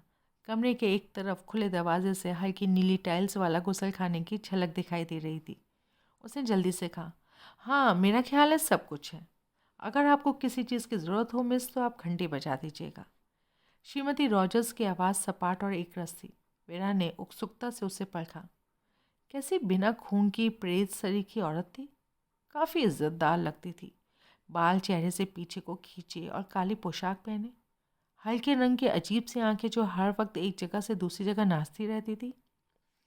वेरा ने सोचा, ये तो खुद अपनी छाया से भयभीत जान पड़ती है। हाँ, यही बात थी, भयभीत। वो ऐसी औरत लगती थी जो जानलेवा डर के साए में जीती हो। हल्की सी झुरझुरी वेरा की रीढ़ के साथ साथ दौड़ गई। भला किस चीज़ से वो इतनी डरी थी? उसने मिलनसार लहजे से कहा, मैं श्रीमती ओवेन की नई सेक्रेटरी हूँ, मुझे उम्मीद है तुम्हें ये मालूम होगा। श्रीमती रॉजर्स ने कहा, नहीं मिस, मैं कुछ नहीं जानती, बस महिलाओं और सज्जनों की एक सूची और कौन से कमरे में उन्हें ठहराना है। श्रीमती ओवेन ने मेरा जिक्र नहीं किया। श्रीमती रॉजर्स की ब्रौनियाँ फड़फड़ाई। मैंने श्रीमती ओवेन को नहीं देखा है, अभी तक नहीं। हम तो 2 दिन पहले ही यहाँ आए हैं। बड़े अजीब लोग हैं ये ओवेन दंपत्ति, वेरा ने सोचा। फिर आवाज़ ऊंची करते हुए बोली, और कितने काम करने वाले हैं यहाँ? बस मैं और मेरे पति रॉजर्स, मिस। वेरा की त्योरियाँ चढ़ गई। घर में 8 लोग, मेज़बान दंपत्ति को लेकर 10, और इन सब के लिए सिर्फ एक शादीशुदा जोड़ा। श्रीमती रॉजर्स ने कहा, मैं अच्छा खाना बना लेती हूँ और रॉजर्स ऊपर का सारा काम संभाल लेता है। बेशक मुझे नहीं मालूम था कि इतने सारे लोग यहाँ आ रहे होंगे। लेकिन तुम चला तो लोगी? वेरा ने कहा। हाँ हाँ मिस, मैं चला लूँगी। अगर अक्सर बड़ी पार्टीज होनी हैं तो शायद श्रीमती ओवेन कुछ और मददगार बुलवा लेंगी। मेरा भी यही ख्याल था। श्रीमती रॉजर्स जाने के लिए मुड़ी। उसके पैर बिना आवाज़ के फर्श पर पड़ रहे थे। वो किसी छाया की तरह कमरे से उड़ती हुई निकल गई। वेरा खिड़की की तरफ गई। खिड़की की चौखट में बनी पटिया पर जा बैठी। वो हल्की सी बेचैन थी। हर चीज़ किसी न किसी रूप में कुछ अजीब सी थी। ओवेन दंपति का ना होना, पीली प्रेस सरीखी श्रीमती रॉजर्स और मेहमान। हाँ, मेहमान भी तो अजीबोगरीब थे। अजीब बेमेल सा झुंड था। वेरा सोच रही थी, काश मैंने ओवेन दंपति को देखा होता, उनसे मिली होती। काश मुझे मालूम होता वो कैसे हैं। वो उठ खड़ी हुई और बेचैनी से कमरे में चहलकदमी करने लगी। बेजोड़ बेडरूम था, एकदम आधुनिक शैली में सजा हुआ। लकड़ी के चौकोर टुकड़ों से बने चमचम करते फर्श पर फीके सफ़ेद रंग के कालीन और दरियाँ, हल्के रंग वाली दीवारें, रोशनियों से घिरा लंबा सा आईना। दीवार में बनी अंगीठी के ऊपर की पटिया पर सजावट के नाम पर भालू के आकार का सफ़ेद संगमरमर का बहुत बड़ा पत्थर, आधुनिक शिल्प का नमूना, जिसमें जगह काट कर एक घड़ी बिठाई गई थी। उसके ऊपर चमकते हुए क्रोमियम के चौखटे में कागज़ का बड़ा सा चौकोर टुकड़ा था, जिस पर एक कविता दर्ज थी। वो अंगीठी के सामने खड़ी होकर उसे पढ़ने लगी। वो एक पुरानी बच्चों की कविता थी, जो उसे अपने बचपन के दिनों में से याद थी। 10 नन्हे फौजी लड़के गए खाने को, गला घुट गया एक युवक का, बाकी बच गए 9। 9 नन्हे फौजी लड़के जागे देर अबेर, एक रह गया सोते सोते, बाकी बच गए 8। 8 नन्हे फौजी लड़के गए मेज से डेवन घूमने, कहा एक ने वहीं रहेगा, बाकी बच गए 7। 7 नन्हे फौजी लड़के काट रहे थे लकड़ी, एक ने खुद को काट दिया, फिर बाकी बच गए 6। 6 नन्हे फौजी लड़के खेल रहे थे छत्ते से, भौरे ने फिर ढसा एक को, बाकी बच गए 5। 5 नन्हे फौजी लड़के पढ़ने गए कानून, एक पहुंच गया अभिलेखों में, बाकी बच गए 4। 4 नन्हे फौजी लड़के गए घूमने सागर में, एक निकल गया नकली चारा और बच गए फिर 3। 3 नन्हे फौजी लड़के टहल रहे चिड़ियाघर में, एक को पकड़ा भालू ने, फिर बाकी बच गए 2। 2 नन्हे फौजी लड़के धूप रहे थे सेक, एक भून गया पूरा पूरा, बाकी बच गया 1। एक नन्हा फौजी लड़का रह गया निपट अकेला, उसने फंदा लगा लिया, फिर बाकी बचा ना कोई। वेरा मुस्कुराई। बेशक ये सोल्जर आइलैंड था, फौजी टापू। वो फिर खिड़की में जा बैठी और बाहर समुंदर को देखने लगी। कितना विशाल था ये सागर। यहाँ से कहीं कोई ज़मीन नज़र नहीं आती थी, बस शाम के सूरज की रोशनी में झिलमिल करता नीले पानी का असीम विस्तार। ये सागर आज इतना शांत, कभी कभी इतना निर्मम, सागर जो आपको अपनी गहराइयों में खींच ले जाता था, डुबो देता था। डूबा पाया समुद्र में, डूबा डूबा डूबा। नहीं, वो याद नहीं करेगी, वो इसके बारे में नहीं सोचेगी, वो सब बीत चुका था। डॉक्टर आर्मस्ट्रॉन्ग उस समय सोल्जर आइलैंड पहुंचे जब सूरज समुद्र में डूब रहा था। पार उतराई के दौरान उन्होंने नाव वाले से, वो यहीं का रहने वाला था, बातचीत की थी। वो उन लोगों के बारे में कुछ जानने के लिए बेचैन थे जो सोल्जर आइलैंड के मालिक थे, लेकिन बड़ी अजीब बात थी कि उस आदमी नेराकॉट को कोई जानकारी नहीं थी, या शायद ये बात नहीं करना चाहता था। लिहाजा डॉक्टर आर्मस्ट्रॉन्ग ने इसके बजाय मौसम और मछली पकड़ने की बात की थी। वो कार के लंबे सफ़र से थके हुए थे, उनकी आंखें दर्द कर रही थी। पश्चिम की ओर कार चलाते समय सूरज सीधा आंखों में पड़ता था। हाँ, वो बहुत थक गए थे। समुद्र और पूरी शांति, इसी की उन्हें ज़रूरत थी। दरअसल वो एक लंबी छुट्टी लेना पसंद करते, लेकिन ऐसा वो नहीं कर सकते थे। आर्थिक रूप से निश्चय ही कोई दिक्कत नहीं थी, लेकिन वो गोल हो जाना गवारा नहीं कर सकते थे। आजकल आपको बहुत जल्दी भुला दिया जाता था। नहीं, अब जबकि वो इस मुकाम पर पहुंच गए थे, उन्हें चक्की तो पीसते ही रहना था। वो सोच रहे थे, तो भी आज शाम मैं अपने आप से कल्पना करूंगा कि मैं वापस नहीं जा रहा। भर पाया मैं लंदन और हॉलरे स्ट्रीट से और बाकी सब कुछ से। टापुओं के साथ कुछ जादू किसी कैफियत होती थी। द्वीप, टापू, महज ये शब्द कल्पना लोक का संकेत देता था। दुनिया से आपका रिश्ता टूट जाता था। टापू अपने आप में एक दुनिया था, ऐसी दुनिया जिससे शायद आप कभी वापस ना आए। मैं अपनी आम रोज़मर्रा की ज़िंदगी अपने पीछे छोड़कर आ रहा हूँ, उन्होंने सोचा, और अपने आप से मुस्कुराते हुए वो योजनाएं बनाने लगे। भविष्य की विचित्र विलक्षण योजनाएं। चट्टान में कटी सीढ़ी पर चढ़ते हुए भी वो मुस्कुरा रहे थे। टेरेस पे एक कुर्सी में एक बूढ़े सज्जन बैठे हुए थे। उनका चेहरा डॉक्टर आर्मस्ट्रॉन्ग को मोटे तौर पर पहचाना सा लगा। कहाँ देखा था उन्होंने ये मेढक जैसा चेहरा, ये कछुए जैसी गर्दन, ये बैठने का तरीका जैसे कोबड़ निकल आया हो। हाँ, और वो फीकी सी चालाक छोटी छोटी आंखें, यकीनन जस्टिस वॉलग्रेव। वो उनके सामने एक बार गवाही दे चुके थे, हमेशा आधी नींद में लगते थे, लेकिन जब कानून की कोई बारीकी होती तो चतुराई की हद ना होती। जूरी पर अच्छी पकड़ रखते थे। कहा जाता था कि वो किसी भी समय उनका मन बना सकते थे। एक दो बड़े गैर मामूली किस्म के फैसले उन्होंने जूरी से करवाए थे। फांसी वाले जज, यही नाम था जो कुछ लोगों ने उन्हें दिया था। कैसी अजीब जगह से मुलाकात हुई, यहाँ दुनिया से दूर। जस्टिस वॉलग्रेव सोच रहे थे, आर्मस्ट्रॉन्ग गवाहों के कटघरे में देखा था, ऐसा याद है। बहुत सही और सतर्क। सारे डॉक्टर एकदम बेवकूफ़ होते हैं। हॉलरे स्ट्रीट वाले तो सबसे बेकार हैं। और उनके मन में ने देश की भावना से उस बातचीत को याद किया जो हाल के दिनों में उसी हॉलरे स्ट्रीट के चिकनी चुपड़ी बातें बनाने वाले शख्सियत से हुई थी। मुनमुनाते हुए उन्होंने कहा, पीने पिलाने का सामान हॉल में है। डॉक्टर आर्मस्ट्रॉन्ग ने कहा, पहले मुझे अपने मेज़बान दंपत्ति के पास जाकर सलाम दुआ करना है। जस्टिस वॉलग्रेव ने फिर अपनी आंखें बंद करी। वो बिला शक किसी सांप जैसे दिखने लगे। तुम ऐसा नहीं कर सकते। डॉक्टर आर्मस्ट्रॉन्ग चौंके। क्यों नहीं? मेजबान दंपत्ति में से कोई यहाँ नहीं है। बड़ा अजीब मामला है, ये जगह समझ में नहीं आ रही। डॉक्टर आर्मस्ट्रॉन्ग 1 मिनट तक उन्हें घूरते रहे। जब उन्होंने सोचा कि बूढ़ा जज वाकई सो गया था, तभी अचानक वॉलग्रेव ने कहा, कॉन्स्टेंट काल्मिंगटन को जानते हो? नहीं, मेरा ख्याल है नहीं जानता। कोई बात नहीं, बड़ी गोल मोल सी औरत है और लगभग अपठनीय लिखावट। मैं तो यही सोच रहा था कि कहीं गलत जगह तो नहीं आ गया। डॉक्टर आर्मस्ट्रॉन्ग ने सर हिलाया और ऊपर मकान के अंदर चले गए। डॉक्टर वॉलग्रेव कॉन्स्टेंस कॉल्मिंगटन के बारे में सोच विचार करते रहे। भरोसे के कतई काबिल नहीं, सभी औरतों की तरह। उनका दिमाग घर में मौजूद 2 औरतों की तरफ चला गया। कसे होठों वाली वो बुढ़िया और वो लड़की। लड़की उन्हें पसंद नहीं थी, ठंडी भावना रहित पतुरिया। नहीं, 3 औरतें थीं। अगर रॉजर्स की औरत को भी वो गिनने तो अजीब सी औरत थी, बुरी तरह डरी हुई लगती थी। यूँ इज्जत वाले पति पत्नी थे और अपना काम जानते थे। उसी वक्त रॉजर्स बाहर टेरेस पर आया तो जज ने उससे पूछा, क्या तुम्हें पता है कि लेडी कॉन्स्टेंस कॉल्मिंगटन के भी आने की उम्मीद है कोई? रॉजर्स ने उन्हें एकटक देखा। नहीं सर, मेरी जानकारी में तो नहीं। जज की त्योनियाँ चढ़ गई, लेकिन उन्होंने सिर्फ हुंकारा भरा। उन्होंने सोचा, सोल्जर आइलैंड, दाल में काला है यकीनन।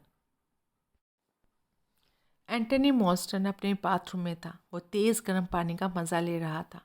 कार से लंबा फासला तय करने की वजह से उसके अंग अकड़ गए थे। उसके दिमाग में बहुत कम विचार आ जा रहे थे। एंटनी जोश और सनसनी वाला बंदा था और करने कराने वाला भी था। उसने मनी मन खुद से कहा, मेरा ख्याल है इसे झेलना ही पड़ेगा। और उसके बाद उसने अपने दिमाग से सब कुछ खारिज कर दिया। गरम भाप छोड़ता पानी, थके हुए अंग, जल्दी ही शेव, कॉकटेल, खाना, और उसके बाद ब्लोर अपनी टाई बांध रहा था। वो इस तरह के काम में बहुत माहिर नहीं था। क्या वो ठीक ठाक नज़र आ रहा था? उसका तो यही ख्याल था। किसी ने भी उससे सही तौर पर मेल मिलाप वाला बर्ताव नहीं किया था। अजीब था, जिस तरह वो एक दूसरे को देखते थे मानो उन्हें मालूम था। खैर, करना तो उसे था। इस काम में घपला करने का उसका कोई इरादा नहीं था। उसने आतिशदान के ऊपर चौकटे में मड़ी बच्चों की तुकबंदी पर निगाह डाली। अच्छा ख्याल था इसे यहाँ टांगना। उसने सोचा, लड़कपन के दिनों का ये टापू याद है। कभी सोचा नहीं था कि मैं कभी इस तरह का काम यहाँ एक मकान में करूँगा। अच्छा ही है कि हम भविष्य को पहले ही देख नहीं पाते। जनरल मैकार्थर की त्योनियाँ चढ़ी हुई थी। भाड़ में जाएं ये सब। पूरा मामला बड़ा अजीब था, कतई वैसा नहीं था जैसा उन्हें उम्मीद कराई गई थी। पलक झपकते ही वो बहाना बनाकर यहाँ से चल देते, सारे काम धाम को फेंक फाँक कर। लेकिन मोटर बोट वापस स्टिकल हेवन चली गई थी। उन्हें रुकना पड़ेगा। वो बंदा लम्बार्ड, अजीब सा आदमी था। वो ईमानदार नहीं था। वो कसम खाने को तैयार थे कि वो सीधा साधा नहीं था। खाने की घंटी बजी तो फिलिप लॉम्बार्ड अपने कमरे से बाहर आकर सीढ़ियों के से ऊपर तक आ गए। वो किसी तेंदुए की तरह चलता था, रवानी से, बेआवाज़। कुल मिलाकर उसके इर्द गिर्द तेंदुए जैसा कुछ था, शिकारी जानवर, देखने में आकर्षक। वो खुद अपने से मुस्कुरा रहा था। एक हफ्ता वो इस हफ्ते का आनंद लेने वाला था। अपने सोने के कमरे में एमिली ब्रेंट काला रेशमी लिबास पहने, खाने के लिए तैयार, बाइबल पढ़ रही थी। शब्दों को बेआवाज़ पढ़ते हुए उसके होठ हिल रहे थे। विधर्मी उस गड्ढे में जा पड़े हैं जिसे उन्होंने बनाया था। जो जाल उन्होंने बिछाया था उसमें उनका अपना पैर जा फंसा है। परमात्मा उस फैसले से जाना चाहता है जो वो लागू करता है। दुष्ट खुद अपने हाथ के किए काम में फंसता है। दुष्ट को नरक में भेज दिया जाएगा। उनके होठ कसकर बंद हो गए। उन्होंने बाइबल बंद कर दी। उठते हुए उन्होंने केर्न गॉर्म नगीने का ब्रूच अपने गले में बांध लिया और खाने के लिए नीचे चली गई। चैप्टर 3। खाना लगभग खाया जा चुका था। खाने की चीज़ें उम्दा थीं, मदिरा बेहतरीन। रॉजर्स बहुत कुशलता से परोसता था। हर एक बेहतर महसूस कर रहा था। वो पहले से ज़्यादा आज़ादी और अंतरंगता से एक दूसरे से बातें करने लगे थे। जस्टिस वॉलग्रेव उम्दा पोर्ट वाइन के असर से नरम हो चुका चुटीले अंदाज में मनोरंजन कर रहे थे। डॉक्टर आर्मस्ट्रॉन्ग और टोनी मार्स्टन उनकी बातें सुन रहे थे। मिस ब्रेट जनरल मार्करथा से बतिया रही थी। उन्होंने कुछ आपसी परिचित खोज लिया था। वेरा क्लेथॉर्न डेविस से दक्षिण अफ्रीका के बारे में सूझबूझ वाले सवाल पूछ रही थी। डेविस इस विषय पर धारा प्रवाह बात कर रहा था। लॉम्बार्ड इस बातचीत पर कान लगाए हुए था।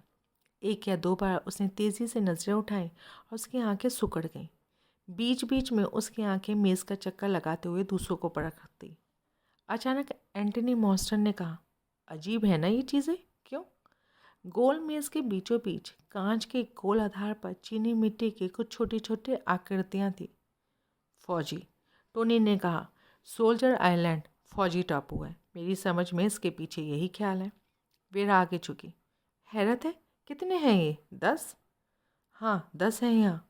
वेरा चिल्लाई, कितना मज़ेदार है। यही बच्चों के उस गीत के 10 नन्हे फौजी लड़के हैं। मेरे ख्याल से मेरे सोने के कमरे में वो गीत एक चौकटे में अंगीठी के ऊपर टंगा हुआ है।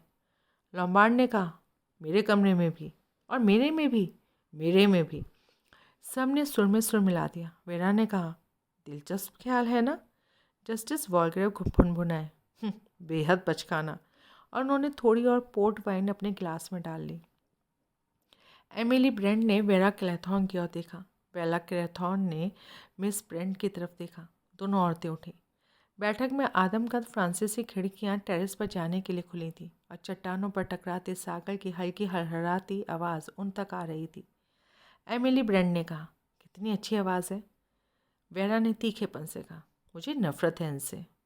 मिस ब्रेंट ने उसकी तरफ हैरत से देखा। वेरा का चेहरा लाल हो गया। उसने खुद पर और काबू पाकर कहा, मुझे नहीं लगता कि ये जगह तूफ़ान में बहुत अच्छी लगेगी। एमिली ब्रेंट ने सहमति व्यक्त की। मुझे कोई शक नहीं कि घर सर्दियों में बंद कर दिया जाता है। उन्होंने कहा, नौकर ही नहीं मिलेंगे यहाँ रहने के लिए। नौकरों की दिक्कत तो हर हाल में होती होगी। तो फिर एमिली ब्रेंट ने जवाब दिया, श्रीमती ओलिवर किस्मत वाली हैं, उन्हें तो यहाँ पर 2 मिल गए। वो औरत खाना अच्छा बनाती है। वेरा ने सोचा, कैसी मज़ेदार बात है कि बूढ़े लोग नाम हमेशा गलत लेते हैं। उसने कहा, हाँ, मेरे ख्याल से श्रीमती ओवेन सचमुच बहुत खुशकिस्मत है। एमिली ब्रेंट ने कढ़ाई का एक छोटा सा टुकड़ा अपने बैग से निकाल लिया था। अब सुई में धागा डालते समय वो रुकी। तीखी आवाज़ में उन्होंने कहा, ओवेन? क्या तुमने ओवेन कहा? हाँ।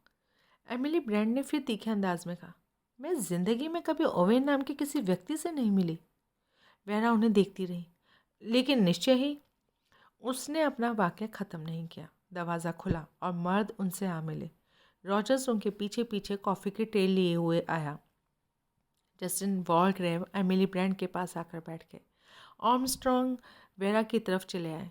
टॉनी मॉस्टन खुली खिड़की तक टहलता हुआ गया। ब्लोर भोले आश्चर्य से पीतल के प्रतिमा को परख रहा था। इस विस्मय में शायद उसकी अजीबोगरीब रेखाएं सचमुच स्त्री की आकृति की थीं। जनरल मैकार्थर अंगीठी की ओर पीट करके खड़े थे। वो अपनी छोटी सी सफ़ेद मूछ को हल्के हल्के खींच रहे थे। बहुत उम्दा खाना था। उनकी तबीयत खिल गई थी। लॉम्बार्ड पंच पत्रिका के पन्ने पलट रहा था जो दीवार के साथ रखी मेज़ पर दूसरे कागजों के साथ रखी थी। रॉजर्स कॉफ़ी ट्रे लिए सबको पेश कर रहा था। कॉफ़ी बढ़िया थी, सचमुच काली और बेहद गर्म। सभी लोगों ने अच्छी तरह भोजन किया था। वो खुद से और जीवन से संतुष्ट थे। घड़ी की सुइयां 9:20 पर जा रही थी। एक चुप्पी छाई हुई थी, एक आरामदेह तृप्त चुप्पी। इस चुप्पी में एक आवाज़ उभरी, बिना चेतावनी दी, अमानवीय चीरते हुए, देवी और सज्जनों, कृपया शांत हो जाइए। सभी चौंक पड़े। वो इधर उधर देखने लगे, एक दूसरे की तरफ, दीवारों की ओर। कौन बोल रहा था? आवाज़ जारी रही, ऊंची साफ आवाज़। आप सब पर आगे बताए जा रहे अभियोग लगाए जा रहे हैं। एडवर्ड जॉन आर्मस्ट्रॉन्ग, तुम्हारे कारण 14 मार्च 1925 को लुइजा मेरी क्लीस की मृत्यु हुई। एमिली कैरोलीन ब्रेंट, 5 नवंबर 1931 को तुम बीएट्रिस टेरल की मृत्यु के लिए जिम्मेदार हो। विलियम हेनरी ब्लो, तुम 10 अक्टूबर 1928 को जेम्स स्टीफन लैंडल की मृत्यु की वजह थे। वेरा एलिजाबेथ क्लेथॉर्न, तुमने 11 अगस्त 1935 को सिरिल ऑगिलेवी हैमिल्टन को मार डाला। फिलिप लॉम्बार्ड, फरवरी 1932 की 1 तारीख को तुम पूर्वी अफ्रीका के कबीले के 21 लोगों की मौत के दोषी हो। जॉन गॉर्डन मैकार्थर, 4 जनवरी 1917 को तुमने जानबूझकर अपनी पत्नी के प्रेमी ऑर्थर रिचमंड को मरने के लिए भेजा। एंटनी जेम्स मॉस्टन, पिछले साल की 14 नवंबर को तुम जॉन और लूसी कॉम्स की हत्या के दोषी हो। टॉमस रॉजर्स और एथल रॉजर्स, 6 मई 1929 को जेनिफर ब्रैडी की मौत तुम्हारी वजह से हुई। लॉरेंस जॉन वॉलग्रेव, 10 जून 1930 को तुम एडवर्ड सेटन की हत्या के दोषी हो। कटघरे में खड़े कैदियों, क्या तुम्हें अपने बचाव में कुछ कहना है? आवाज़ रुक गई थी। एक पल तक पथराई खामोशी छाई रही, फिर एक धमाका हुआ। रॉजर्स ने कॉफ़ी की ट्रे गिरा दी थी। उसी समय कमरे के बाहर कहीं से एक चीख और धड़ाम की आवाज़ आई। लॉम्बार्ड सबसे पहले हिला। वो उछलकर दरवाजे तक गया। उसने उसे खोल दिया। बाहर श्रीमती रॉजर्स ढेर हुई पड़ी थी। लॉम्बार्ड ने आवाज़ दी, मॉस्टन। एंटनी उसकी मदद करने कूद कर गया। दोनों ने मिलकर उस औरत को उठाया, उसे बैठक में ले आए। डॉक्टर आर्मस्ट्रॉन्ग तेजी से उन तक आए। उन्होंने श्रीमती रॉजर्स को सोफे पर लेटाने में उन दोनों की मदद की और झुककर उसका मुआयना किया। कुछ नहीं है, बेहोश हो गई है, 1-2 मिनट में होश आ जाएगा। लॉम्बार्ड ने रॉजर्स से कहा, थोड़ी सी ब्रांडी लाओ। रॉजर्स ने, जिसका चेहरा सफ़ेद पड़ गया था और हाथ कांप रहे थे, जी सर, और तेजी से कमरे के बाहर सरक गया। मेरा चिल्ला उठी, वो कौन बोल रहा था? कहाँ था वो? सुनने में ऐसा लगा। जनरल मैकार्थर ने तेजी से लपलपाते हुए कहा, यहाँ क्या हो रहा है? ये किस किस्म की मस्खरी थी? उनके हाथ कांप रहे थे, कंधे ढलक आए थे। वो अचानक 10 साल बूढ़े नजर आने लगे थे।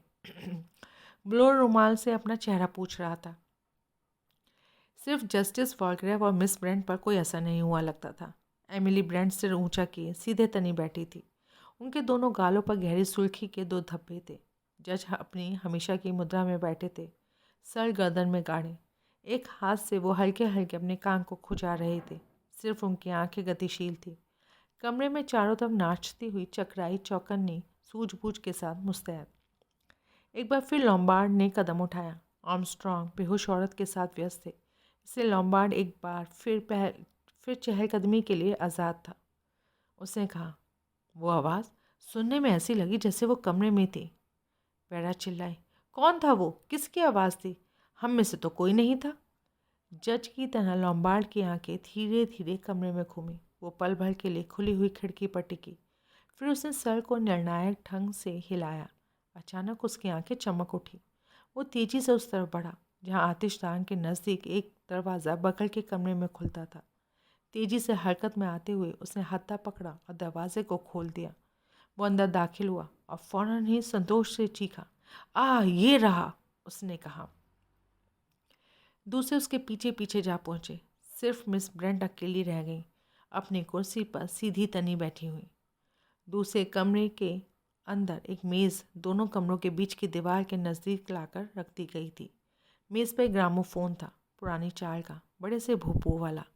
भोपू का मुंह दीवार की तरफ था और लॉम्बार्ड ने उसे बगल को खिसकाते हुए उस जगह इशारा किया। यहाँ दीवार में 2-3 छोटे छोटे छेद बनाए गए थे। ग्रामोफोन को ठीक ठाक करते हुए उसने सुई को फिर से रिकॉर्ड पर रख दिया था और फौरन ही उन्हें से सुनाई दिया। आप सब पर आगे बताए जा रहे अभियोग लगाए जा रहे हैं।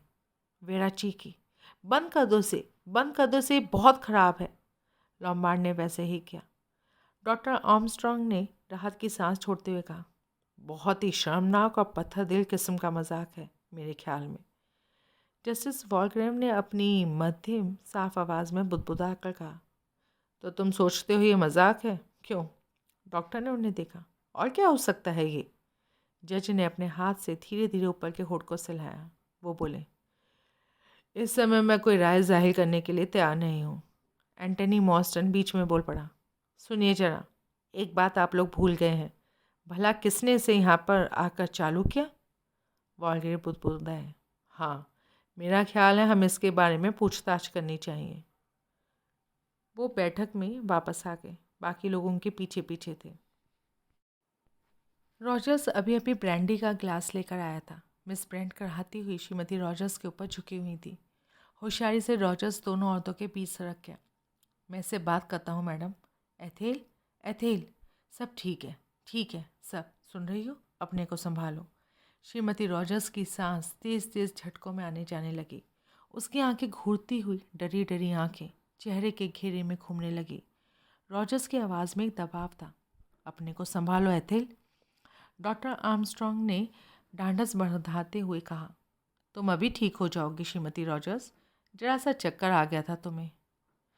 क्या मैं बेहोश हो गई थी सर? हाँ, उस आवाज़ की वजह से ऐसा हुआ। वो भयानक आवाज़, किसी फैसले की तरह। उसका चेहरा फिर संभलाने लगा और पलकें फड़फड़ाई। डॉक्टर आर्मस्ट्रॉन्ग ने तेज़ी से कहा, वो ब्रांडी कहाँ है? रॉजर्स ने उसे एक छोटी सी मेज पर रख दिया था। किसी ने उसे डॉक्टर को पकड़ा दिया और वो उसे हाथ में लिए तेज़ तेज़ सांसें लेती औरत पर झुक गए। इसे पी लो श्रीमती रॉजर्स। उसे ब्रांडी पी ली थी। वो थोड़ा सा उसके गले में फंसी। उसका हाफना जारी रहा, लेकिन जल्दी उससे फ़ायदा हुआ। उसके चेहरे पर रंग आ गया। मैं अब ठीक हूँ। उसने दिमाग चकरा दिया था। रॉजर्स ने जल्दी से कहा, बिल्कुल चकरा दिया होगा, मैं खुद चकरा गया था। देखो, ट्रे ही गिरा बैठा। गंदे झूठ थे वो सब। मैं जानना चाहता हूँ। वो बात पूरी नहीं कर सका। उसे बीच में ही रोक दिया गया। वो सिर्फ एक खांसी थी, हल्की सी सूखी खांसी, लेकिन उसे रॉजर्स को एकदम रुकने पर विवश कर दिया। वो जस्टिस वॉलग्रेव को एकटक देखता रहा और वो एक बार और खांसे। फिर उन्होंने कहा, ग्रामोफोन पर वो रिकॉर्ड किसने लगाया? क्या तुमने लगाया था रॉजर्स? रॉजर्स चिल्लाया, मुझे पता भी नहीं था कि वो क्या था। ईश्वर साक्षी है, मुझे पता नहीं था। अगर पता होता तो मैं कभी ऐसा नहीं करता। ये शायद सच है रॉजर्स, लेकिन मैं सोचता हूँ तुम्हें इसकी सफाई देनी चाहिए। बटलर ने रुमाल से अपना चेहरा पूछा, फिर गंभीरता से कहा,